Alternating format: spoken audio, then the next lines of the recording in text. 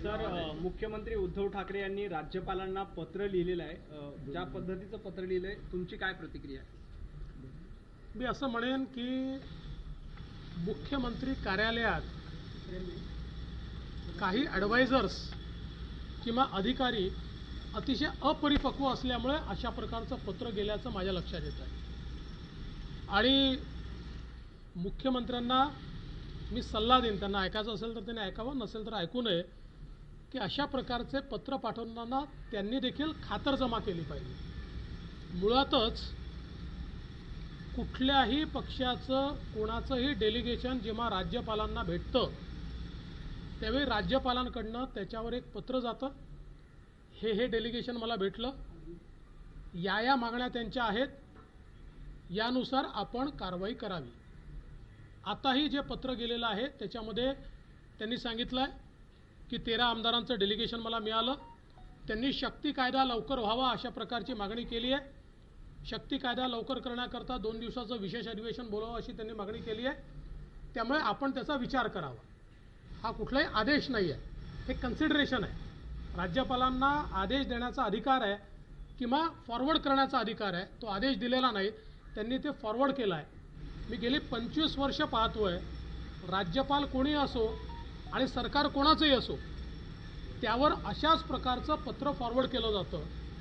मात्र ही जी काही अपरिपक्वता या ठिकाणी मुख्यमंत्री कार्यालयाने दाखवली आहे, 7 दिवस रिसर्च करून वेगवेगळ्या राज्यांचे आकडे घेऊन अशा प्रकारचं पत्र पाठवण्याच्या ऐवजी राज्यातल्या पोलिसांना कडक कारवाईचे आदेश दिले असते आणि शक्ती कायद्यावर लवकर निर्णय करण्याचा विचार जर झाला असता तर ते अधिक संवेदनशील दिसलं असतं. परंतु अशा प्रकारे त्याला राजकीय रंग देणं हे अतिशय अयोग्य आहे आणि हे अपरिपक्वतेचं परिचायक आहे. फॉरवर्ड केलेल्या पत्रावर पहिल्यांदाच मुख्यमंत्र्यांनी अशा पद्धतीचं उत्तर दिलं असेल असं वाटतं तुम्हाला? 100% पहिल्यांदाच महाराष्ट्राच्या इतिहासामध्ये फॉरवर्ड केलेल्या पत्रांवर मुख्यमंत्र्यांनी इतकं रिॲक्टिव्ह पत्र लिहिणं हे पहिल्यांदा घडलं. आणखी एक ओबीसी आरक्षणाचा मुद्दा परत एकदा आला आणि राज्यपालांना जो अध्यादेश दिला तो कायद्याच्या कचाट्यात अडकण्याची शक्यता आणि राज्यपालांनी त्याच्यावर फेरविचार करावा असं सरकारला सांगितलंय. त्याच्यावर तुमची काय प्रतिक्रिया? मी त्याची माहिती घेतली. मुळात ज्यावेळेस हा ओबीसी आरक्षणाच्या संदर्भातला अध्यादेशाचा प्रस्ताव राज्य सरकारच्या लॉ अँड ज्युडिशरी डिपार्टमेंट पुढे गेला त्यावेळी लॉ अँड ज्युडिशरी डिपार्टमेंटने त्याच्यात असं लिहिलं की हा मुद्दा प्रलंबित असल्यामुळे सुप्रीम कोर्टात त्यांच्या परमिशनशिवाय असा अध्यादेश काढता येणार नाही.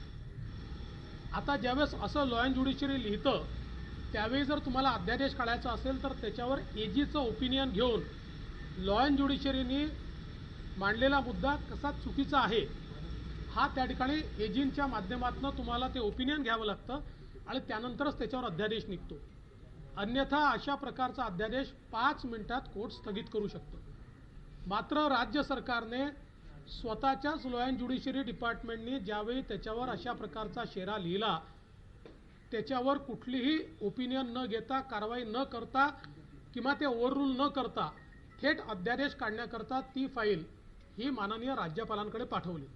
ते माननीय राज्यपालांनी ते जे ओपिनियन आहे जे महाराष्ट्र सरकारच्या लॉ अँड ज्युडिशरी डिपार्टमेंटने दिलं आहे की अध्यादेश टिकणार नाही ते अधोरेखित करून याच्यावर काय उपाय आहे हे तुम्ही मला सुचवा असं त्या ठिकाणी पाठवलेलं आहे. म्हणजे राज्याच्या हिताचं पाठवलं आहे, ओबीसी समाजाच्या हिताचं पाठवलं आहे. अन्यथा ओबीसी समाजाची फसवणूक होईल. दाखवण्याकरता अध्यादेश काढायचा आणि तो सर्वोच्च न्यायालयात किंवा उच्च न्यायालयात 1 मिनिटात स्थगित व्हायचा असं न होता त्याची सगळी प्रोसिजर पूर्ण करून ती फॉलो करून मग अध्यादेश निघावा याकरता त्यांनी क्वेरी केली. त्या क्वेरीचं उत्तर देण्याच्या ऐवजी महाविकास आघाडीतले मंत्री हे ज्या प्रकारे त्याच्यावर रिॲक्शन देत आहेत याचा अर्थ त्यांच्या मनामध्ये ओबीसींना फसवणं आहे, केवळ दाखवण्याकरता हे करायचं आहे. त्यामुळे असं करू नका, त्याचं उत्तर द्या आणि आवश्यकता असेल तर आम्ही देखील राज्यपालांकडे तुमच्यासोबत यायला तयार आहोत, आम्ही त्यांना विनंती करायला तयार आहोत. पण फसवणुकीचा अध्यादेश नको, अध्यादेश टिकला पाहिजे असा त्या ठिकाणी काढला पाहिजे. त्यामुळे राज्यपालांनी जी काही क्युरी केली आहे ती राज्यपालांची नाही तर तुमच्या लॉ अँड ज्युडिशरी डिपार्टमेंटची आहे. ती क्युरी सॅटिस्फाईड करून पुन्हा एकदा ती फाईल तुम्ही त्या ठिकाणी पाठवा, अध्यादेश काढा, अन्यथा ती ओबीसी समाजाची फसवणूक ठरेल. तर एकनाथ भाजपनं शिंदे आज- असतील किंवा बाळासाहेब थोरात असतील, ते म्हणतात की राज्यसभेची निवडणूक ही बिनविरोध व्हायला हवी, त्यासाठी ते बोलणार आहेत भाजपच्या वरिष्ठ नेत्यांची, अर्थात तुमच्याशी की बिनविरोध व्हावी यासाठी सहकार्य करावं. तुमचं काय मत? आणि शरद पवार आणि तुमची या थांब एक संदर्भात मिनिट. काही चर्चा झाली का? नाही, अजून माझी पवारसाहेबांची या संदर्भात कुठली चर्चा झाली नाही. त्या नेत्यांनी जे म्हटलेलं आहे, आमच्या पक्षामध्ये मी काही एकटा निर्णय करत नाही. त्यामुळे आमच्या पक्षामध्ये जे काही पक्षाचं आमचं इथली कोर कमिटी आहे, त्या कोर कमिटीशी मी चर्चा करेन. त्याच्या आधारावरच निर्णय होऊ शकतील. आता तरी कोर कमिटीने लढवायचा निर्णय घेतला आणि त्यामुळे आम्ही फॉर्म भरलेला आहे. भाजपचं अंकांचं गणित जुळत नाही असं आहे, पण अशा स्थितीमध्ये मग भाजप का उमेदवारी लढते असाही सवाल महाविकास आघाडीकडनं केला जातोय.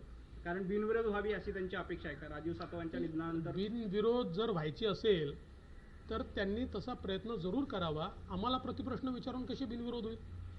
भारतीय जनता पक्षाने जर फॉर्म भरला असेल तर काही विचार करून भरला असेल. त्यामुळे आमच्या कोर कमिटीने विचारपूर्वक तो भरलाय. समजा उद्या असं ठरवलं आम्ही की नाही लढायचं, तर तेही कोर कमिटी ठरवेल. सर, प्रभाग रचना होऊ शकते, मुंबई महापालिकेत महापालिकेत रचना होऊ शकते, त्याबद्दल तुम्ही कशा पद्धतीने बघता? मुळात या संदर्भामध्ये तुम्ही जो निर्णय घेतला होता तो बदलला गेला आणि कालांतराने परत आता तो बदलला जातो. असं आहे की ज्यावेळी प्रभाग रचनेचा निर्णय बदलला होता त्यावेळीच मी समजावून सांगितलं होतं की प्रभाग रचना करण्याच्या मागची भूमिका काय आहे, त्याच्या मागचा रॅशनल काय आहे. पण त्यावेळेस सरकारला ते नको होतं, त्यामुळे सरकारने केलं नाही. आता पुन्हा प्रभाग रचनेमध्ये त्यांच्यात विसंवाद आहे. 3 पक्षांची 3 मतं आहेत. निर्णय तर होऊ द्या, मग आपण रिॲक्शन देऊ. देखिए, राज्यपाल जी ने जो पत्र लिखा ये रूटीन पत्र है. मैं ऐसा मानता हूँ कि इसको दिया गया जवाब ये चीफ मिनिस्टर ऑफिस की इमैच्योरिटी दिखाने वाला जवाब है. क्योंकि राज्यपाल जी के यहाँ जब भी कोई निवेदन जाता है तो राज्यपाल जी उसको फॉरवर्ड करते हैं सरकार को और इसको कंसीडर कीजिए, इस प्रकार से वे एडवाइस करते हैं. उसी प्रकार से ये पत्र उन्होंने भेजा जिसमें बहुत साफ शब्दों में उन्होंने लिखा है कि 13 एमएलएज ने मिलकर मुझे इस प्रकार का पत्र दिया है. पत्र में उन्होंने ये मांग की है कि जो महिला अत्याचार के खिलाफ सख्त कानून, शक्ति कानून सरकार बनाना चाहती है उसको तुरंत बनाया जाना चाहिए. उसके लिए 2 दिन का विशेष अधिवेशन बुलाया जाना चाहिए. इनका पत्र और इनकी मांग में आपको कंसिडरेशन के लिए फॉरवर्ड कर रहे हो.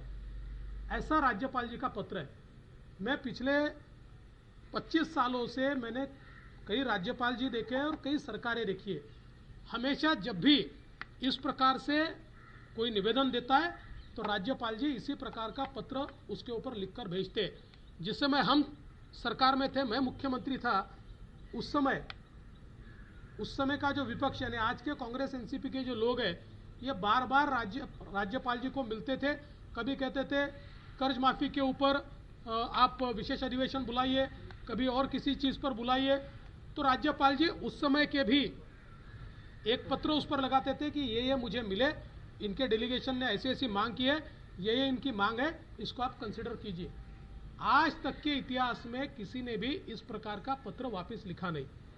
और मुझे आश्चर्य होता है 7 दिन रिसर्च करके और देश भर के आंकड़े जमा करके इस प्रकार का पत्र आप राज्यपाल जी को लिखते हो. उसकी जगह हमारी पुलिस को मुस्तैद करके उतना समय अगर उसके पीछे आप गवाएंगे तो शायद अत्याचार की कुछ केसेस कम होगी. ओबीसी को लेकर के जिस तरीके से अब मंत्री कह रहे हैं कि कहीं न कहीं राज्यपाल केंद्र सरकार द्वारा कहे के अनुसार काम कर रहे हैं और ओबीसी को आरक्षण नहीं देना चाहते.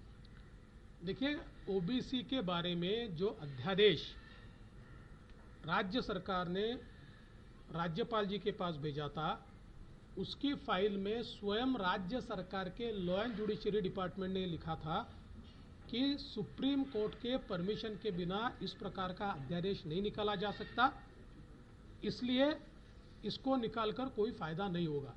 बावजूद उसके राज्य सरकार ने उसको राज्यपाल जी के पास भेज दिया.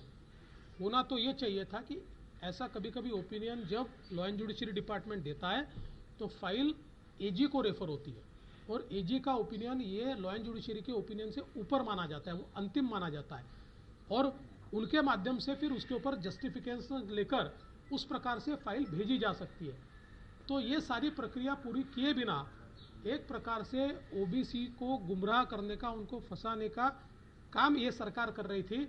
जो अध्यादेश तुरंत स्टे हो जाता, ऐसा अध्यादेश भेजा था। राज्यपाल जी ने उसको वापस नहीं भेजा, उस पर क्यूरी करके भेजा है कि अगर लॉ एंड जुडिशरी का इस प्रकार का कहना है तो इसका काउंटर क्या है, इसके साथ फाइल मेरे पास भेजो। ऐसा राज्यपाल जी ने किया है, जो बिल्कुल सही है, जो ओबीसी के हित में है। ये सरकार में या तो किसी को कानून समझता नहीं है, या समझ नहीं लेना है, या फिर ओबीसीओ को केवल गुमराह करना है। राज्यसभा के चुनाव को लेकर के बीजेपी के जो भी उम्मीदवार हैं उसको लेकर के अब सरकार कह रही है कि विपक्ष को अपना विड्रॉ करना चाहिए और निर्विरोध। देखिए, भारतीय जनता पार्टी के कोर कमेटी ने चुनाव लड़ने का फैसला किया है। अगर नहीं भी लड़ना है तो इसका फैसला कोर कमेटी कर सकती है। हम लोग इसके ऊपर पूरा विचार करेंगे और उसके बाद इसका फैसला करेंगे। अभी तो हम लोग लढ रहे हैं, ऐसी परिस्थिती है। प्रवीण दरेकरांच्या विरोधात गुन्हा दाखल झालाय वक्तव्याप्रकरणी. तुम्हाला असं वाटतं की जाणीवपूर्वकमध्ये आधी नारायण राणेंच्या वक्तव्यावर गुन्हा, आता प्रवीण दरेकरांच्या? असं आहे की या सरकारला असं वाटतं की आमच्या नेत्यांच्या विरुद्ध गुन्हे दाखल करून भ्रष्टाचाराच्या विरुद्धची आमची लढाई ते थांबवू शकतात. त्यांना असं वाटतं की विरोधी पक्षनेते प्रवीण दरेकर यांना 2-4-5 गुन्ह्यांमध्ये जर आपण फसवलं तर आपल्या भ्रष्टाचारावर ते बोलणार नाही. आम्हाला संघर्षाची सवय आहे. 5 नाही 10 गुन्हे तुम्ही दाखल केले तरी देखील आम्ही त्या ठिकाणी बोलतच राहणार आहोत. फक्त माझी एकच अपेक्षा महाराष्ट्राच्या पोलिसांकडनं आहे. महाराष्ट्राच्या पोलिसांचं एवढं राजकीयकरण मी यापूर्वी पाहिलेलं नाही. म्हणजे अक्षरशः 2 सारख्या केसेसमध्ये सत्तारूढ पक्षाचा असेल तर गुन्हा होत नाही आणि विरोधी पक्षाचा असेल तर गुन्हा होतो. अशा प्रकारचं जे कार्य चाललेलं आहे हे महाराष्ट्राच्या हिताचं नाही आहे. महाराष्ट्र पोलिसांनी त्यांचं उत्तम असलेलं नाव हे जपलं पाहिजे. राजकारणामध्ये सरकारं येतात, सरकारं जातात, पण संस्थांचं राजकीयकरण जर झालं आणि संस्था कायदा सोडून राजकीयदृष्ट्या वागायला लागल्या तर त्यातनं त्या संस्थांचं नुकसान होतं. म्हणून माझी अपेक्षा आहे की महाराष्ट्र पोलीस आणि त्यांचे वरिष्ठ अधिकारी आपली जबाबदारी समजून वागतील. आई भवानीचा गजर म्हणजे झी 24 तास.